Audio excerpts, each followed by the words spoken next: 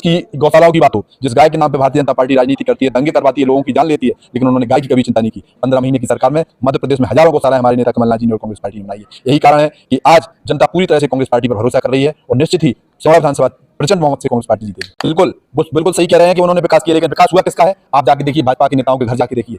उन्होंने 50% कमीशन खोरी करके उन्होंने जो धन अर्जित किया, उन्होंने खुद का विकास किया है। उनसे जुड़े उनके कार्यकर्ताओं का, उनके नेताओं का विकास हुआ है, उनके अधिकारियों का विकास हुआ है। जनता का कोई विकास नहीं हुआ। किसान रो रहा है, ना खाद समय पे मिल रहा है, महंगाई चरम सीमा पर है। उन्होंने खुद का विकास किया और उनके जुड़े उद्योगपतियों का विकास हुआ है। जनता का कोई विकास नहीं हुआ है, गरीबों का कोई विकास नहीं हुआ, नौजवानों को नौकरियां नहीं मिली है, किसानों की आय कम हुई है। ये आप देख सकते हैं। उनके खुद सेना के नाम पर राजनीति करना, धर्म के नाम पर राजनीति करना क्यों कर रहे हैं? आप सोचिए, विचार करिए। वो इसीलिए कर रहे हैं क्योंकि उन्होंने जनता के लिए कुछ नहीं किया।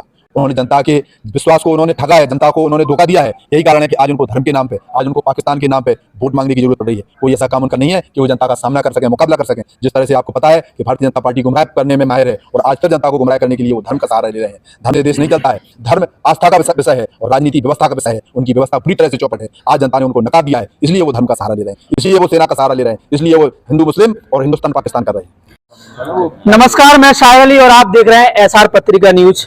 मध्य प्रदेश विधानसभा चुनाव 2023 17 तारीख नजदीक आ गई है और आप देख रहे हैं रात का वक्त है और सारे नेता हमारे साथ जुड़े हुए हैं। आप समझ सकते हैं क्यों? क्योंकि नेताओं की नींद उड़ गई है। जैसे 17 तारीख आ रही है वैसे वैसे नींद भागती नजर आ रही है।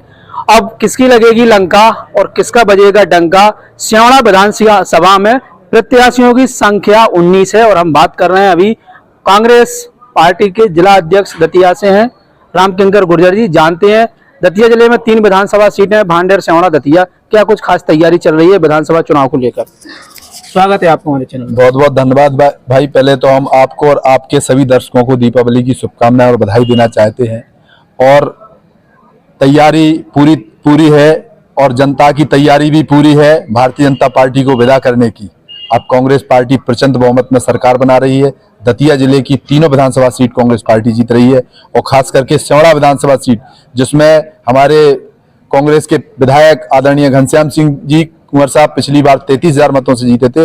निश्चित है इस बार कम से कम 40,000 से अधिक मतों से वो सीट जीतेंगे हम।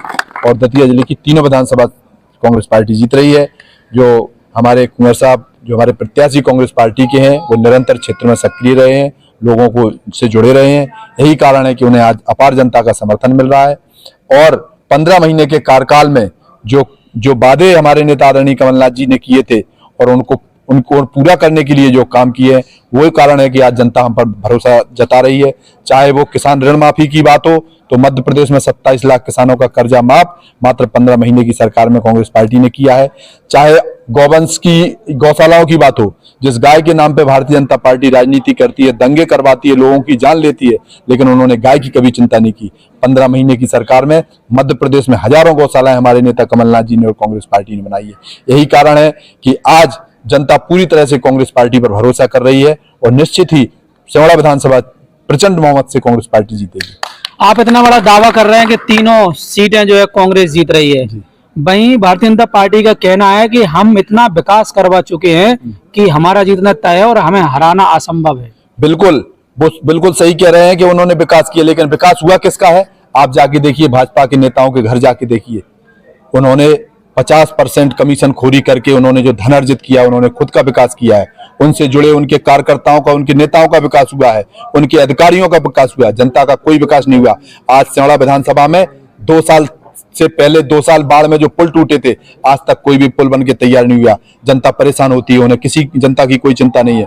फसलें बर्बाद हो रही हैं, लाइट के लिए किसान आंदोलन धरने कर रहे हैं, ना लाइट है, ना सड़कें टूटी पड़ी हुई हैं, आए दिन एक्सीडेंट हो रहे हैं, किसान रो रहा है, ना खाद समय पे मिल रहा है, महंगाई चरम सीमा पर है। उन्होंने खुद का विकास किया और उनके जुड़े उद्योगपतियों का विकास हुआ है। जनता का कोई विकास नहीं हुआ है, गरीबों का कोई विकास नहीं हुआ, नौजवानों को नौकरियां नहीं मिली है, किसानों की आय कम हुई है। ये आप देख सकते हैं। उनके खोखले और झूठे वादे हैं। वो जिस विकास की बात करते हैं वो उनका खुद का विकास है, जनता का और क्षेत्र का कोई विकास नहीं है।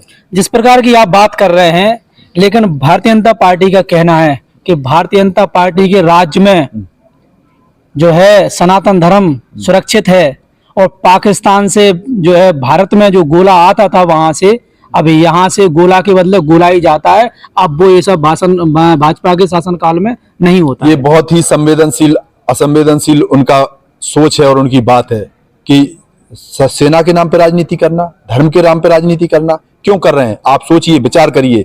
वो इसीलिए कर रहे हैं क्योंकि उन्होंने जनता के लिए कुछ नहीं किया। उन्होंने जनता के विश्वास को उन्होंने ठगा है, जनता को उन्होंने धोखा दिया है। यही कारण है कि आज उनको धर्म के नाम पे, आज उनको पाकिस्तान के नाम पे वोट मांगने की जरूरत पड़ रही है। कोई ऐसा काम उनका नहीं है कि वो जनता का सामना कर सकें, मुकाबला कर सकें। जिस तरह से आपको पता है कि भारतीय जनता पार्टी गुमराह करने में माहिर है और आज फिर जनता को गुमराह करने के लिए वो धर्म का सहारा ले रहे हैं।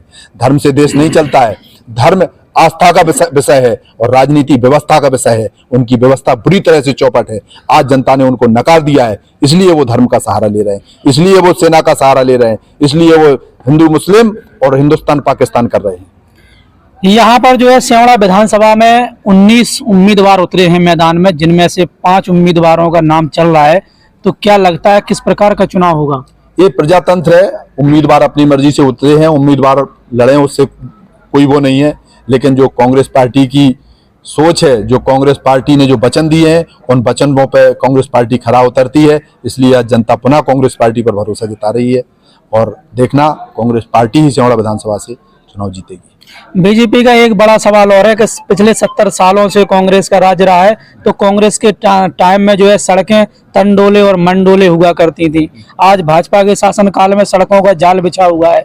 कांग्रेस के शासनकाल में जो है बेरोजगारी ज्यादा थी, केवल कांग्रेस ने लूटने का काम किया है, जबकि भाजपा ऐसी योजनाएं चला रही है जो जन जन तक और घर घर तक जा रही है। ये एक बहुत बड़ा विषय है और अगर विकास की बात की जाए तो जब देश आजाद हुआ था तब कांग्रेस पार्टी ने देश को अपने हाथों में लिया था और उस समय हमारे देश की क्या स्थिति थी ये किसी से छुपी हुई नहीं है।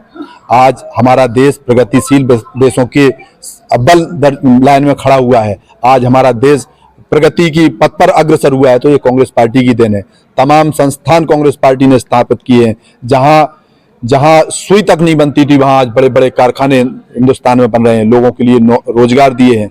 तमाम ऐसे काम हैं जिन संस्थानों को आज भारतीय जनता पार्टी बेच रही है, वो संस्थान कांग्रेस पार्टी ने ही स्थापित किए हैं।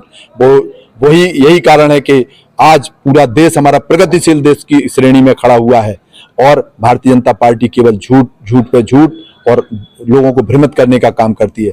अगर बताइए, अगर रेलवे अगर कांग्रेस ने नहीं बनाई होती तो ये क्या बेचते? एयरपोर्ट अगर कांग्रेस ने नहीं बनाए होते ये क्या बेचते? आप ये केवल लोगों को भ्रमित करते हैं। इन्होंने कोई विकास नहीं किया है, इन्होंने केवल अडानी और अंबानी के लिए काम किया है, देश को खोखला करने का काम किया है, किसानों को कमजोर करने का काम किया है, लोगों को बेरोजगार किया है। बताइए 2014 के पहले ये क्या इनके बयान रहते थे? महंगाई कम होगी। बताओ महंगाई कम हुई क्या? जो सिलेंडर 400 में मिलता था आज 1200 में मिल रहा है, जो डीजल 50 में मिलता था आज 100 के करीब हो गया है, पेट्रोल 125 के पार हो गया है। इनके सारे के सारे वादे झूठे हैं। लोगों को कहते थे 2 करोड़ रोजगार सालाना लेंगे, इन्होंने लोगों को बेरोजगार किया है। कोरोना में क्या स्थिति लोगों की हुई आप बताइए? कितना दर्दनाक स्थिति देश में रही है। 1,000 किलोमीटर लोग पैदल चल के घर पहुंचे हैं। जो लोगों को अपने घर तक व्यवस्थित नहीं पहुंचा पाए वो क्या विकास करेंगे और क्या महंगाई रोजगार की बात करेंगे? ये लोगों को केवल गुमराह कर रहे हैं और जनता अब इनके झांसे में नहीं आने वाली है। जनता समझ चुकी है कि ये लोग धोखेबाज हैं। यही कारण है कि आज पूरे मध्य प्रदेश में कांग्रेस की लहर बन रही है और कांग्रेस के प्रति लोगों का विश्वास जुड़ रहा है। हमारे नेता आदरणीय राहुल गांधी जी ने भारत जोड़ो यात्रा के माध्यम से देश में नफरत को खत्म किया है, जाति पाति के भेदभाव को खत्म किया है, धर्म पर लड़ने वालों के नफरत को खत्म किया है और मोहब्बत का पैगाम दिया है। देखना आने वाले समय में मध्य प्रदेश में तो कांग्रेस की सरकार बनेगी, देश में भी कांग्रेस की सरकार बनेगी।